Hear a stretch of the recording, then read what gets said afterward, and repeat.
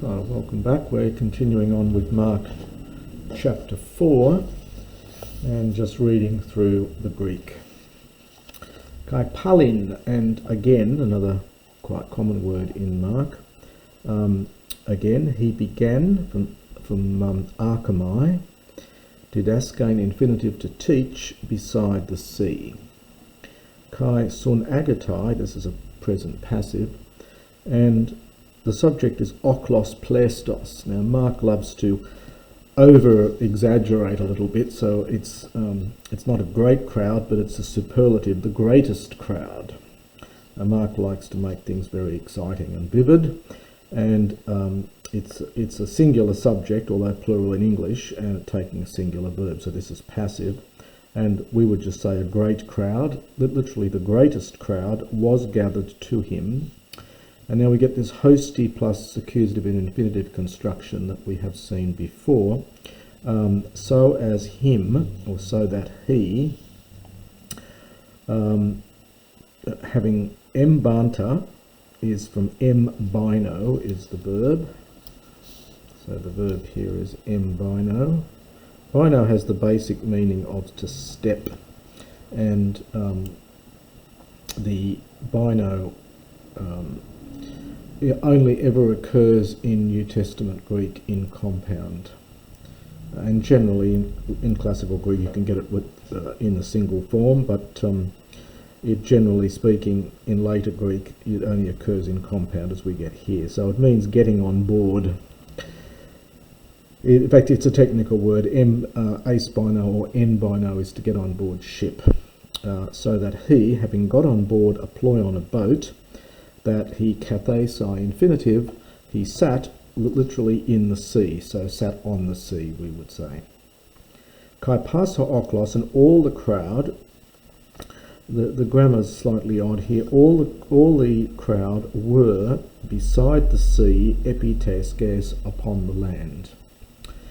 And edidasken, it's imperfect, he began to teach them en parabolais. This is with parables. It's this generalized use of en. You can say in parables, but it means with or by means of. You can think of it as a Semitism, if you like. So he began to teach them many things using parables, and he began to well, this is again a difficult phrase. He was speaking to them in his teaching. So again, we could take this in here meaning with. So by means of his teaching. It's an odd phrase to use here. Akuete, here. Behold, hot sparon. This is a participle from sparo. The one sowing went out. Sparai, this is the aorist infinitive from that same verb, to sow. And it came to pass, and we're getting this in the articular infinitive, so it's while. So while sowing. So you get n plus the article plus the infinitive for while. It's an idiomatic form. And it came to pass that while sowing, hot men, some of it, we're not told what it is, this must mean some of the seed. Epezen, this is from the verb pipto,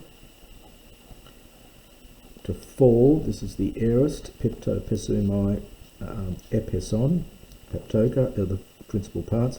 Part of it fell beside the path, and now the subject here is ta petena, which simply means the flying things, and it's generally the New Testament word for birds.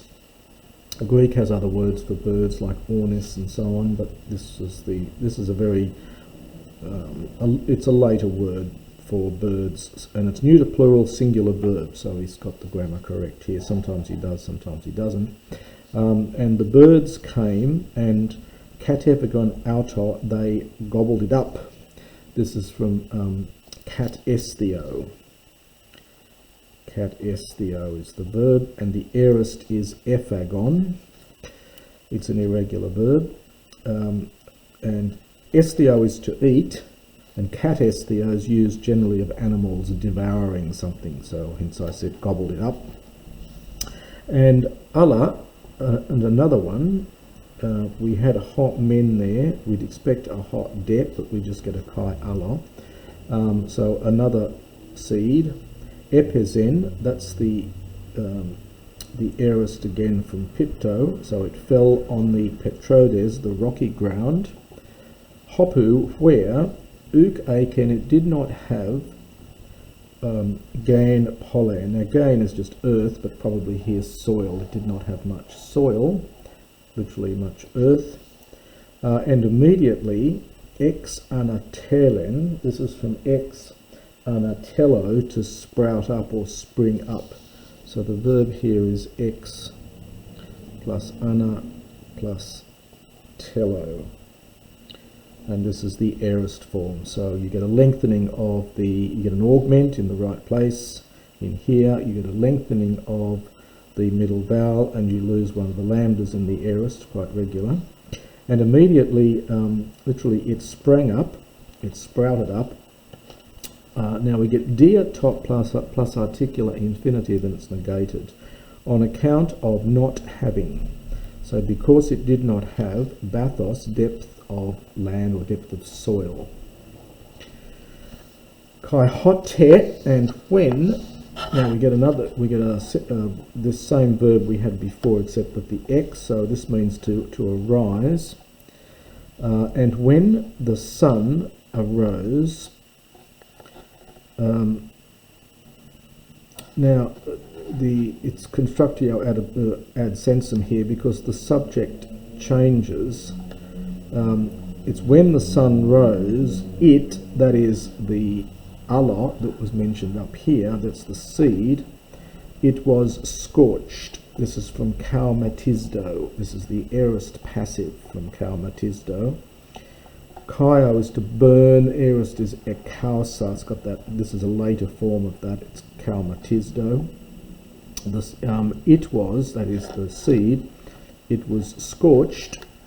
Dia kai, dia top, so dia plus articular infinitive negated again, on account of not having oridzan, root. It was, this is from Xe Rhino, it was withered. It was made to wither. So the grammar's a little bit odd here. The subject changes. The subject of the verb of anatelin is helios, but the subject of these two aorist passives here is the Allah, the other seed.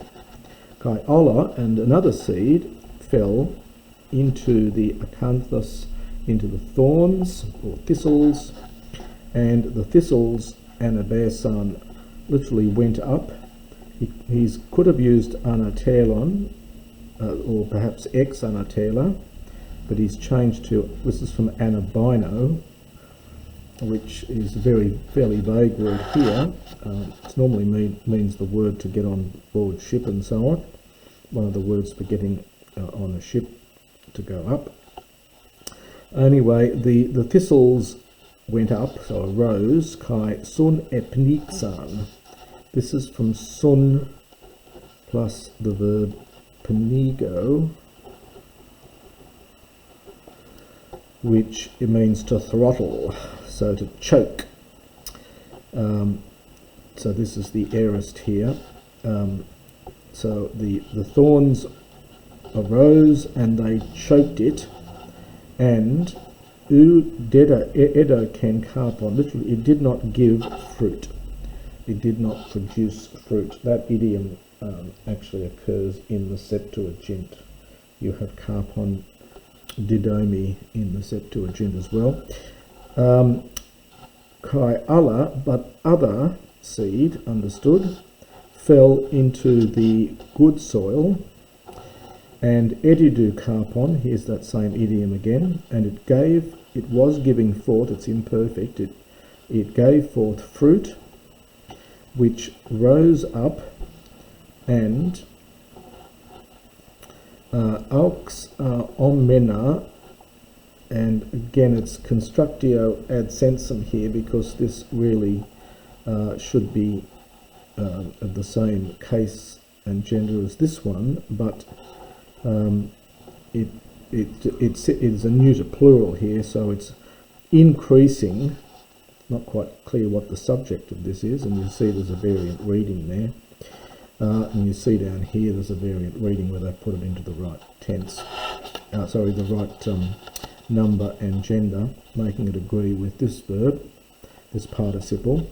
Anyway, increasing, whatever it is, and it was bearing, from pharaoh, which can have the mean to bear, and it was bearing, well, hen triaconta, one, that is one plant, understood 30, and one plant 60, and one plant 100.